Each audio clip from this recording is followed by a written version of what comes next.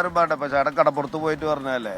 അപ്പോ ഒരു ക്ലബിന്റെ ഒരു കളി, ഞാൻ പോലീസുകാരനാണ് ചേട്ടാ.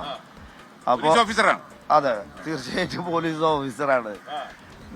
ഞാൻ ഒരു സ്പോർട്സിന്റെ വാതിൽ തുറന്നു കഴിഞ്ഞാൽ ഒരു ജയിലിന്റെ വാലടയ്ക്കും എന്ന് പറഞ്ഞ ഷുവറാണ് അല്ലേട്ടാ. കാര്യമായിട്ട് ഒരു സ്പോർട്സിന്റെ വാതില് തുറന്നു കഴിഞ്ഞാൽ ഒരു ജയിൽ അടയും. എന്താ കാര്യം ഉദാഹരണം പറഞ്ഞ ചെറിയൊരു കാര്യമാണ്. അപ്പൊ ഒരു ക്ലബിൽ ഇങ്ങനെ കടപ്പുറത്തുള്ള ആൾക്കാരാണ്. അപ്പൊ ചേട്ടപ്പ് കടപ്പുറത്ത് പറഞ്ഞാണ് അത് ഉണ്ടായതാണ് നമ്മുടെ അവിടെ. അപ്പോൾ സ്പോർട്സ് വോളിബോൾ കളിക്കണതാണ് അവര്. അപ്പോൾ ഒരു നെറ്റൊക്കെ കെട്ടി അവര് കടപ്പുറത്ത് ഇങ്ങനെ കളി തുടങ്ങിയപ്പോൾ പറഞ്ഞ ക്ലബിലുള്ള ഇവിടെ ഒന്നും കളിക്കാൻ പറ്റില്ല എന്നൊക്കെ പറഞ്ഞിട്ട് അത് ഒരു ക്ലബ്ബ് എന്ന് പറയുമ്പോൾ ആരെങ്കിലൊക്കെ എന്തെങ്കിലുമൊക്കെ പറയാണ്ടാവില്ലേ. അതൊന്നും ശരിയല്ല, ആൾക്കാർക്ക് ഭയങ്കര ബുദ്ധിമുട്ടാണ്, ആനയാണ് കുതിരയാണെന്നൊക്കെ പറഞ്ഞു. അതുകൊണ്ട് വേറെ സ്ഥലത്ത് ഇങ്ങനെ അവർ നെറ്റ് കെട്ടി കളിക്കാൻ ഇൻട്രസ്റ്റ് ഉള്ള കുട്ടികളാണ് ഉണ്ടത്. അപ്പോൾ അവർക്ക് പിന്നെ ടൈം പാസ് ഒന്നുമില്ല വൈകിട്ടായപ്പോൾ. അപ്പോൾ അവരിങ്ങനെ വെള്ളടിയും ബലിയും തുടങ്ങി ഫ്രണ്ട്സാണ് ഇങ്ങനെ വർത്താനം പറഞ്ഞു. അവിടുത്തെ ബീർ ബോട്ടിലിട്ട് ഒരൊറ്റടിയാണ് തലേന്ന. അവൻ കൊണ്ട് ആ ചെക്കന്മാര് ജയിലിൽ പോയി. അതാണ് ഞാൻ പറഞ്ഞത് ചേട്ടാ, ഒരു സ്പോർട്സ്. പക്ഷെ അവ സമ്മതിച്ചു കഴിഞ്ഞാൽ അവരങ്ങനെ കളിച്ചേനെ. അതാണ് ഒരു സ്പോർട്സിന്റെ വാല. സ്പോർട്സ് ഇതിനൊരു മരുന്ന് തർക്കമില്ല ചേട്ടാ. തീർച്ചയായിട്ടും ചേട്ടാ, ഞാൻ പറഞ്ഞു ഞാനൊക്കെ എന്റെ സ്ഥലം അങ്ങനെ കോൾത്തുമാടം എന്ന് പറഞ്ഞ സ്ഥലം ചേട്ടനൊക്കെ അറിയാം. ചേട്ടാ അവിടെ വന്നിട്ടുള്ളതല്ലേ, നമ്മളെ സിറ്റിയിലാണ് അങ്ങനത്തെ. അപ്പൊ നമ്മളൊക്കെ ഞങ്ങളുടെ അവിടെ നിന്ന് ഏരിയ എന്ന് പറഞ്ഞാൽ അന്ന് എൻ്റെ ചേട്ടന്മാരൊക്കെ ഫുട്ബോൾ കളിക്കുന്ന കണ്ടിട്ട് നമ്മള് കളിക്കാൻ തുടങ്ങിയത്. ഫുട്ബോളോ എന്തായിട്ടെ എന്ത് സ്പോർട്സോ എന്തായിക്കോട്ടെ, അതിനോട് ഇൻട്രസ്റ്റ് ഉള്ള കാരണമാണ് നമ്മൾ അങ്ങനെ കളിച്ചു പോയത്.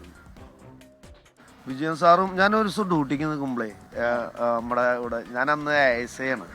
അപ്പൊ ഡ്യൂട്ടിക്ക് നിൽക്കുകയാണ് അവിടെ ലുലുലേ. അപ്പോൾ ഈ IPS ഓഫീസേഴ്സിന്റെ പേരുടെ ബംഗാളിൽ നിന്ന് ഇവിടുന്നൊക്കെ കുറെ ആൾക്കാർ വന്നിട്ടുണ്ട്. IPS ഓഫീസർ ബംഗാളിൽ നിന്ന് വന്നാൽ എന്തായാലും എന്നെ അറിയുന്ന പറഞ്ഞത്. അപ്പോൾ ഞാൻ ഡ്യൂട്ടിക്ക് പോകുമ്പോൾ വിജയൻ സാറ് ചോദിച്ചു എന്ത് ഇവിടെ ചോദിച്ചാൽ പറഞ്ഞു സാറേ ഞാൻ ഡ്യൂട്ടിക്ക് വന്നാണ്. അപ്പൊ എന്നോട് പറഞ്ഞു നീ ഡ്യൂട്ടി ഒന്നും ചെയ്യണ്ട, നീ ഒരു കാര്യം ചെയ്യ്, നമ്മുടെ അവിടെ കമ്മീഷൻ ഓഫീസിന് മുന്നിൽ തൃശ്ശൂർ കമ്മീഷൻ ഓഫീസിന് മുന്നിൽ കുറെ പിള്ളേരുണ്ട് അവിടെ, അവർക്ക് ക്യാമ്പ് കൊടുക്കുന്നു പറഞ്ഞു, ഫുട്ബോളിന്റെ ക്യാമ്പ് കൊടുക്കുന്നു പറഞ്ഞു. ഉള്ള കാര്യം ഉണ്ടത് കുറെ കൊല്ലായി. ഞാൻ പോലീസിലെ കയറിയ ടൈമല്ല. അപ്പോൾ ക്യാമ്പ് കൊടുക്കാൻ തുടങ്ങി. അപ്പോൾ ഞാൻ പറഞ്ഞു സാറേ ഞാൻ ചെയ്യാം എന്ന് പറഞ്ഞു. അപ്പോൾ അതിൻ്റെ ചീഫ് കോച്ചാണ് ക്യാമ്പ് കൊടുത്തു. അപ്പം ഞങ്ങളൊരു 3 കിലോമീറ്ററിനുള്ളിൽ നിന്നുള്ള പിള്ളേരനെയാണ്. അപ്പോൾ വിജയ സാറിന് ഭയങ്കര നിർബന്ധമായിരുന്നു മന്ത്ലി പാരൻസ് മീറ്റിംഗ് വെക്കണം എന്ന് പറഞ്ഞിട്ട്. അപ്പോൾ ക്യാമ്പൊക്കെ കൊടുത്തു നല്ല രീതിയിൽ. ക്യാമ്പ് നമ്മുടെ പോലീസുകാർ, നമുക്ക് ഈ സ്പോൺസേഴ്സ് പൈസ മേടിക്കാൻ പറ്റില്ല, നമ്മൾ പോലീസുകാരല്ലേ, പൈസ മേടിക്കാം. അപ്പോൾ നമ്മുടെ പോലീസുകാരുണ്ട് ഇങ്ങനെ ഫുട്ബോളേഴ്സ് തന്നെ ഉണ്ട്. അപ്പോൾ അവരെന്താ മാസം കിട്ടുന്ന ശമ്പളത്തിൽ നിന്ന് ഒരു 500 രൂപ വെച്ചെടുത്തിട്ട് ഇവർക്ക് മറ്റേ ഇതൊക്കെ മേടിച്ചു കൊടുക്കും, പാലും ബൂട്ടൊക്കെ മേടിച്ചു കൊടുക്കും.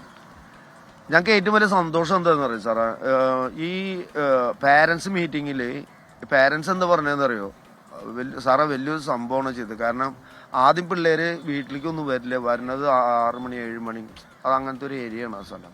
പക്ഷെ ഇപ്പോൾ പിള്ളേര് 4:30 വരുന്നു, ക്യാമ്പ് കഴിയുന്നു, വീട്ടിൽ വരുന്നു, അച്ചടക്കമായി പഠിക്കുന്നുണ്ട്. പഠിപ്പ് ഭയങ്കര മസ്റ്റായിരുന്നു ആർക്ക്, സാറിന് വിജയൻ സാറിന്.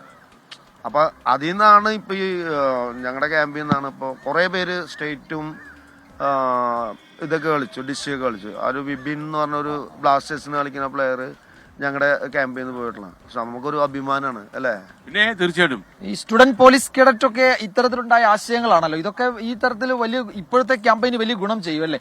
ഈ സ്പോർട്സ് കുറച്ചുകൂടി നമ്മുടെ ഗ്രാമങ്ങളിലൊക്കെ സജീവമാക്കാൻ ഒരു പ്രോജക്റ്റ് വേണ്ടേ. ഇപ്പൊ വിജയേട്ടനാവുമ്പോൾ അത് നമ്മളുടെ ഒരു കേരളത്തിന്റെ ഒരു ഫുട്ബോളിന്റെ അംബാസിഡർ ആണല്ലോ ഉറപ്പായിട്ടും വിജയേട്ടൻ. എത്രയോ കാലങ്ങളായി നമ്മൾ കണ്ടുകൊണ്ടിരിക്കുക. അപ്പോൾ ആ മട്ടിൽ കുറച്ചുകൂടി ഇനിഷ്യേറ്റീവ് എടുക്കാൻ പറ്റുമോ വ്യക്തിപരമായി? തീർച്ചയായിട്ടും. എനിക്കൊക്കെ ഒരു പരിധിയില്ലേ. അല്ല എനിക്ക് ആരെങ്കിലും ഒന്ന് മുന്നിൽ നിൽക്കാനേ. ഞാൻ എന്തായാലും അതിന് റെഡിയാണ്. കാരണം ഇപ്പൊ ഞാൻ റിട്ടയർഡ് ചെയ്ത് കഴിഞ്ഞാൽ എന്തായാലും ഞാനൊരു അക്കാഡമി എന്തായാലും തുടങ്ങും, ഫുട്ബോൾ അക്കാഡമി എന്തായാലും തുടങ്ങും. അപ്പൊ ഞാനിങ്ങനെ ഗവൺമെന്റിനോടായിട്ട് ഇങ്ങനെ സംസാരിച്ചിട്ടുണ്ട്. സ്ഥലം കിട്ടി കഴിഞ്ഞാൽ തീർച്ചയായിട്ടും നല്ലൊരു അക്കാഡമി. ഒരു കാര്യം ഞാൻ ചോദിക്കട്ടെ, ഇപ്പോഴൊക്കെ ബംഗാളിലൊക്കെ പോകാറുണ്ടോ? അവിടെയൊക്കെ ഇറങ്ങി കഴിഞ്ഞ ആൾക്കാരുടെ ഒരു പ്രതികരണം എങ്ങനെയാ? ഈ IM വിജയൻ എന്ന് പറയുന്ന ഈ ഫുട്ബോളറെ അവർ നന്നായിട്ട് അറിയും. ഭാഗ്യം, ഗോഡ് ഇസ് ഗ്രേറ്റ് എന്ന് പറഞ്ഞാൽ നമ്മൾ കളിച്ചിട്ടുണ്ടാക്കിയുള്ള ഒരു സ്നേഹം ഇപ്പോഴും ബംഗാളികളായാലും എവിടെയായാലും കിട്ടുന്നുണ്ട്.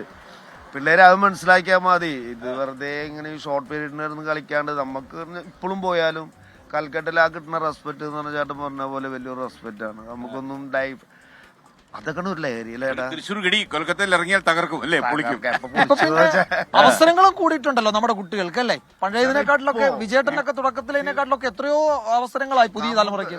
നമുക്കൊന്നും അങ്ങനെ പൈസ ഇല്ലാത്ത സമയത്താണ് കൽക്കട്ട പോയത്, വീട് വെക്കാൻ വേണ്ടി കൽക്കട്ട പോയത്. ചേട്ടാ ഇപ്പൊക്കൊന്നും പന്ത് കളിച്ചു കഴിഞ്ഞാൽ കാശോ കോടികള് അതാണ്. മാത്രമല്ല ഇപ്പോ നമ്മൾ ഈ കളിക്കാര് നമ്മൾ ഒരു പ്രത്യേക ഫുട്ബോൾ മാത്രം പറയണ്ട, ക്രിക്കറ്റേഴ്സ് ആയാലും ഇവരെയൊക്കെ നമുക്കൊന്നും ഫോണിൽ കിട്ടത്തില്ല. നമ്മൾ മീഡിയ ജയൻസ് എന്നൊക്കെ പറഞ്ഞ് നമ്മൾ അലുവെന്ന് വിളിക്കുമ്പോൾ മാനേജർ സ്പീക്കിംഗ്, അപ്പൊ നമ്മൾ പറയാം മാനേജരോട് മറ്റേ അദ്ദേഹത്തിന്റെ ഫോൺ നമ്പറും തരാമെന്ന് ചോദിക്കുമ്പോൾ ഐ ആം നോട്ട് പെർമിറ്റഡ്. മാത്രമല്ല മലയാളി അല്ലല്ലോ ഈ സംസാരിക്കുന്നത്. ഹു ആർ യു, അപ്പൊ എന്താണ് കാര്യം പറയൂ എന്ന് പറഞ്ഞു.